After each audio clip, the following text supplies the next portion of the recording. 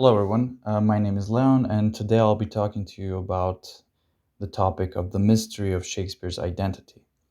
William Shakespeare was born in 1564 in a little town some 100 or so kilometers northwest of London called, I'm sure you've heard of it, Stratford upon Avon. It's a very famous place, obviously, and it is sometimes claimed that this Stratford was an illiterate backwater, and therefore that it would have been impossible for a poetic genius like Shakespeare to have been fostered there.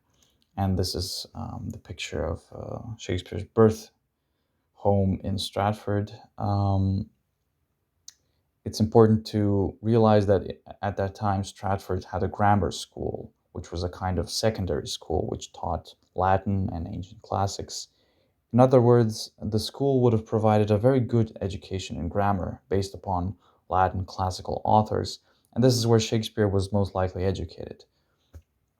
Um, I'll tell you what I'm aiming at with all this in just a moment, but I'll just briefly summarize a few moments of Shakespeare's life.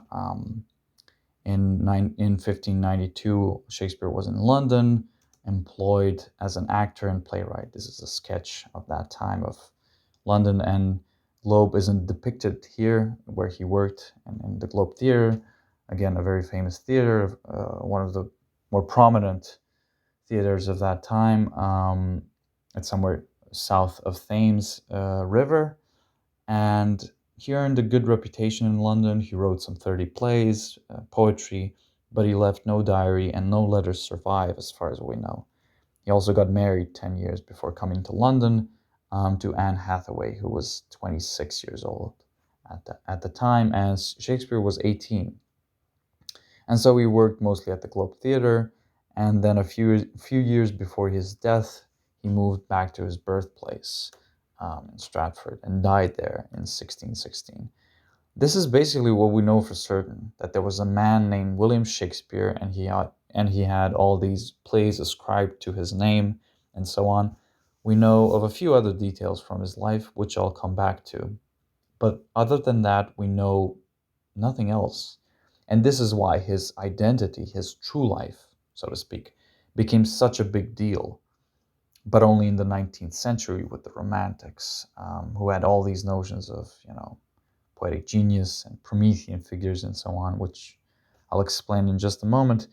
Um, but yeah, I have to emphasize that until the 19th century, the question of Shakespeare being the real Shakespeare or whatever didn't come up. It just everyone assumed that Shakespeare was Shakespeare.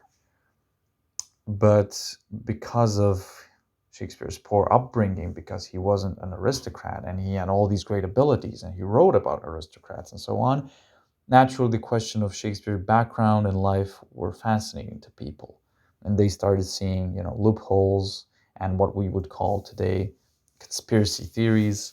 They assumed that they could extract information about Shakespeare's life from the texts, and they're called all these people that don't ascribe to the idea that Shakespeare is who we're presented with, Shakespeare being, that they're called anti-Stratfordians. And they're a very, large group who believe many things and there's no consensus among them.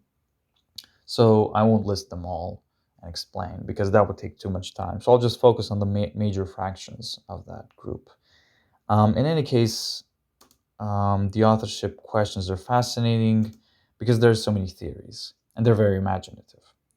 But I feel they overstretch the truth to get to their goal. This is a portrait from the 1600s, supposedly depicting William Shakespeare. Of course, we don't know because these paintings weren't signed in a way that we know that this is Shakespeare for certain. But there is some evidence to suggest that this is William Shakespeare. There's more evidence for this portrait being Shakespeare than for any other portrait of that time. So now Shakespeare wrote varied and compelling characters. He wrote a lot as well. He had all these incredible abilities, and he was famous in his time. And he was obviously educated because he had a large vocabulary, he knew the classics, he knew how the aristocrats, well, their manners and their way of thinking and all that. So this points to his education. But he was also one among many other playwrights and poets. I mean, despite all these tributes given to his works, despite the Romantics' obsession with him, Shakespeare was not considered the world's greatest writer until well into the 19th century. His reputation of his time was of a good playwright and poet among many others of his era. Either way, nowadays Shakespeare's are the most studied secular works in history. Like apart from the Bible, Shakespeare is the most studied. So this is, I mean, this is very impressive, obviously, but a lot of that had to do with, like I said, the Romantics and him being blown up as this great bard and an almost godlike figure of literary gifts and so on. And like I've said, well, basically, people couldn't accept that anyone other than some kind of an aristocrat could have written these works, and so all these many theories sprung up, and so well, I'd like to showcase the major ones about Shakespeare's identity, some of which are more popular than others, and the most popular. Well, these are also supposed portraits of Shakespeare. The one on the left side was printed with his collected works 6 years after his death, and on the right could be a depiction of the younger Shakespeare. We don't know. Um, and I'll come back to this. But here's one of the most popular theories of who Shakespeare actually was. And this is the most popular in the past 50 or so years, and it's called the Oxfordian theory. This theory places the Earl of Oxford, Edward de Vere, the Earl of Oxford was his title. The supporters of this theory say that Oxford, as I'll call him, was Shakespeare. Basically, that he wrote Shakespeare's works. Basically, Oxford was an aristocrat. He was an important poet of the court, and the Oxfordians believe certain literary allusions indicate that he was one of the most prominent so-called suppressed poets of his time. And I'll tell you what this means in just a moment. Also, some passages he marked in his copy of the Bible supposedly reflect some biblical allusions in Shakespeare's plays. And this is important because no plays survive in Edward de Vere's name, Oxford's name. This would mean that Oxford wrote all these plays, these 30 plays, but published them pseudonymously because maybe he feared censorship or prosecution of some kind, because he was maybe prosecuted or suppressed before. And so this was his only way of publishing something. This is a time of religious strife, religious, paranoia and so on, and battle between Catholics and Protestants. This we can't really, understand in the 21st century. We can to some extent, but this was a great cultural and theological and political battle that raged on at that time. And Oxford may have been, well, he may have held heretical religious views. And so, out of fear of being prosecuted, he published using the name William Shakespeare. Well, this is not impossible, I have to say. This is why this theory is the most popular nowadays. He also had a relationship with the Queen, friendly relationship, I think, but I don't know. We can't know these things for certain. But this would explain all the great knowledge and insight into the aristocracy that Shakespeare's play exhibit. He also traveled to Italy and France, and some of the plays are set in those locations. William Shakespeare, as his biography reads, the one born in Stratford, he didn't travel anywhere outside of that 100-kilometer radius between Stratford and London. So this is why some people think, well, this guy couldn't have written all these works because, well, all these there's Italy and France in his plays, and Oxford, we know, traveled there. And so the case for Oxford's authorship is also based on supposed similarities between Oxford's biography and, some events in Shakespeare's plays. It is said that there are parallels of language and thought between Oxford's letters and the works of Shakespeare and so on. It's a compelling theory, but Oxford died in 1604, and it is commonly assumed that Shakespeare wrote some 12 plays after 1604. Whoever Shakespeare was, there were 12 plays ascribed to the name William Shakespeare written after 1604. So between 1604 and 1616. And I mean, mainstream critics say that if Shakespeare was a fraud instead of the true author, the number of people involved in suppressing all this information would have made it highly unlikely to succeed. And they say that any special knowledge of the aristocracy appearing in the plays can be more easily explained by Shakespeare's lifetime of performances before nobility and royalty, and possibly by visits to his patron's house. And people had patrons at that time who would pay them to dedicate and to write all these works. And also, there's textual evidence from Shakespeare's late plays that indicate that he collaborated with other playwrights. And well, in some of these plays, you have, for instance, in one of the plays written with someone called John Fletcher, Shakespeare has two characters meet and leaves them on stage at the end of one scene, and then Fletcher has them act as if they were meeting for the first time in the following scene. And this is a play written somewhere between 1612 and 1613, so 8 or 9 years after Oxford's death. And so this makes the whole theory highly unlikely. Also, paper at that time was very expensive, and not many books were produced, and all this bookmaking, business was difficult, and sometimes full of errors and so on. When Shakespeare's sonnets were printed in 1609, they came with a dedication to Mr. W.H. And so, centuries after this baffled many critics and scholars because they did not know what this dedication meant and who this W.H. was, some mystery person. And so, of course, many hypotheses were developed for the identity of W.H. I mean, who is he? And some people say it's a misprint, that it should say W.S., meaning William Shakespeare. But we don't know, is the short answer. Another theory that was popular once was the case for Francis Bacon as Shakespeare. Bacon was one of the great intellectual figures of his time. He was a lawyer, philosopher, essayist, scientist, what have you. He was a polymath, we would say. And so a person of that capacity and breadth of knowledge could be said to have written the works of Shakespeare because they too show a wide range of knowledge. And, well, various explanations are offered for this theory. The most common one is that Bacon's rise to the level of high aristocrats could have been hindered if it became known that he wrote plays for the public stage.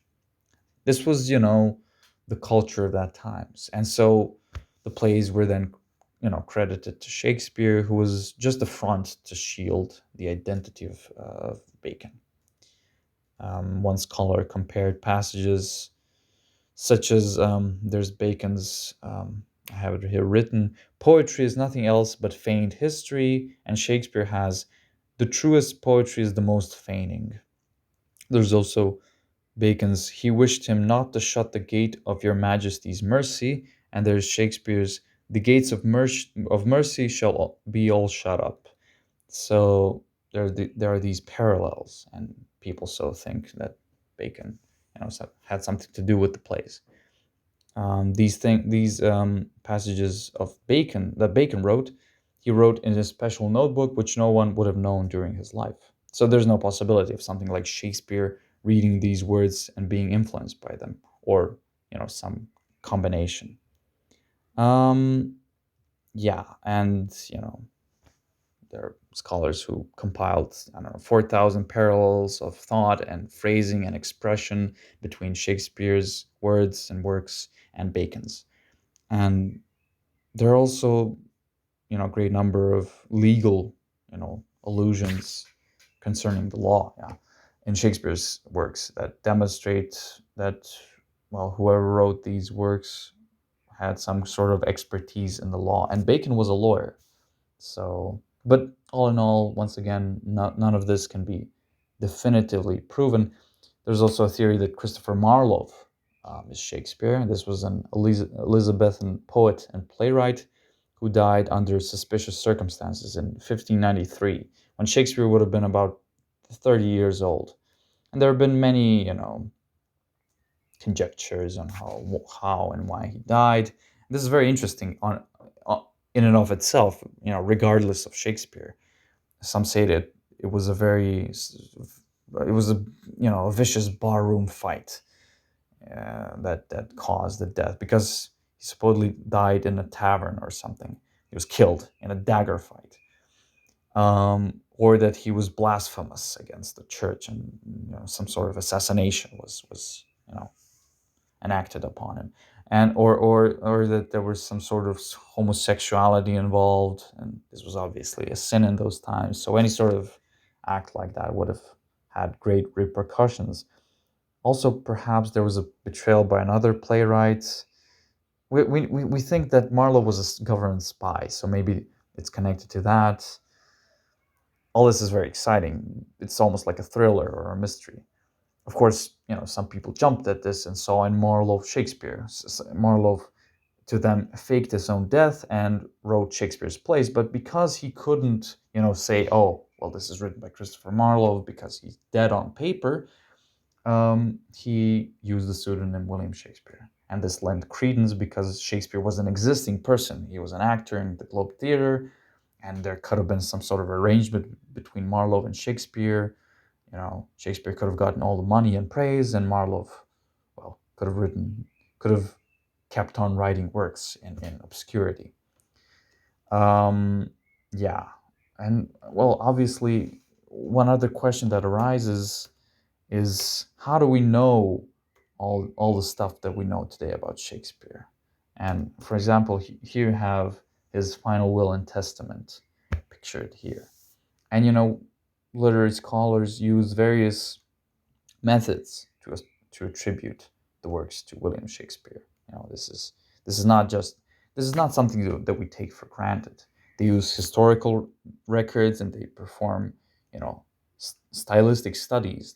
That means that they measure the style of writing and word frequency, and how much some words are used or figures of speech are used, etc., etc. And they eventually reach some conclusions. They use also computers for that, programs of different sorts, algorithms. Well, in the 21st century, obviously not in the 19th. And many scholars say that the argument that there's no evidence for Shakespeare being the author, Shakespeare from Stratford, it's a form of logic that takes the absence of evidence to be the evidence of absence. They criticize the methods that they use, that all these anti-Stratfordians use to identify alternate candidates, because they think that they're too subjective. And there have been as many as 80 candidates to proposed as the true author. So you can see can quickly spiral out of control. At some point, even the Queen of England was proposed as author, and the King of England, and the bishop that worked on the King James translation of the Bible, and even people who died when Shakespeare was 15 years old. So, yeah. And, like I've said, this is very important. I mean, other playwrights of that time, such as Ben Jonson, which was one of his closest friends, and Christopher Marlowe, who I mentioned just a short while ago, they came from similar backgrounds. And no contemporary is known to have expressed doubts about Shakespeare's authorship or the authorship of all these other works. No one doubts that Ben Jonson was who he was, or Marlowe, or any other person of that time. Sure, some aspects of Shakespeare's life are sketchy, but this is true of many other playwrights of the time. It's just a symptom of the times. There's barely any evidence, information, historical records that remained. It's 500 years ago and so on. Of some, next to nothing is known, and of figures such as Johnston, they're more fully documented because of their education, and some of them had close connections to the court, and some of them left letters and so on. And this is also important. Shakespeare did not himself compile the works that he wrote. Um, he did not compile them and leave them for posterity, because in that time a playwright would write a draft of his play and then work with the actors on it, and all of this would exist in handwritten form. But as time went on, these handwritten papers would get scattered, lost. And so Ben Jonson, to ensure the safety of his works, he compiled his works. But Shakespeare did no such thing. It's almost as if he was quite careless. He did like he didn't care if his plays would be remembered after his death. You have to understand that the whole notion, our notion about copyright and so on, these are very modern ideas. They weren't present in Shakespeare's time. Plays were written for the moment, for the stage, not to be read, but to be enacted. And yeah, and so, well, two of Shakespeare's friends compiled Shakespeare's works and set an authorized version and all that. And but this was then 6 years after Shakespeare's death. Now we come to the part about Shakespeare's handwriting, which is what you've been, witnessing all this time that I've been speaking on this slide. This is Shakespeare's final will and testament, written, in the year that he died. This is what we know for certain, that this is his testament, because there's in this corner you can see in this part it says William Shakespeare. The handwriting is very uneven, as you can see. There are 6 instances of his signature, that all of them on legal documents that we know exist today. And 3 of them are on this last will. And the will begins with, the statement that Shakespeare is in perfect health. But, we don't know if this other handwriting is by Shakespeare. Some people think it is. But his signature is very squiggly. So some people think that it's a sign of illness, a sickness. And no contemporary source explains how he died. This is also, well, I'll come back to it just in a moment, but this is also supposedly Shakespeare's handwriting as well. This is the picture of Anne Hathaway, Shakespeare's wife. But yeah, half a century after Shakespeare's death, one man wrote in his notebook that Shakespeare and his friend Ben Jonson, who's depicted on the right-hand side here, is his painting, that they drank too much and that Shakespeare died the next day. And in his will, Shakespeare famously gave only one thing to his wife, his second best bed with the furniture. And, this sounds very strange at first glance. Second best bed, right? Now, one critic says that beds and other pieces of household furniture were often, the only thing that was left to the wife. And usually the children would receive the best items, and the widow the second best. But you have to understand that in Shakespeare's time, the beds of wealthy citizens were expensive. They were sometimes expensive as a small house. And so this was not, a minor gift. It's not as belittling as it seems at first.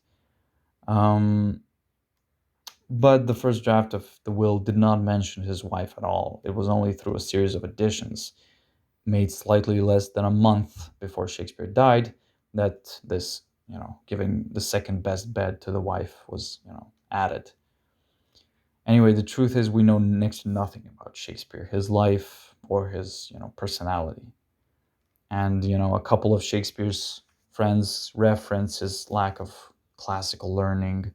Ben Jonson said that Shakespeare had small Latin and less Greek, meaning that he wasn't very good in Latin or Greek. So that's reassuring for those of you who hate Latin and Greek.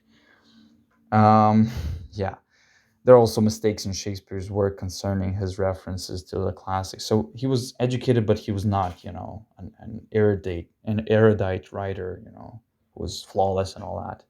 But Johnson also said of Shakespeare that Shakespeare was not of an age, but for all time. And at the end, it doesn't really matter who Shakespeare was. It's a miracle we still have his works in a very finished, preserved form. We have to thank his friends, his two friends, for that. And that is enough. Thank you.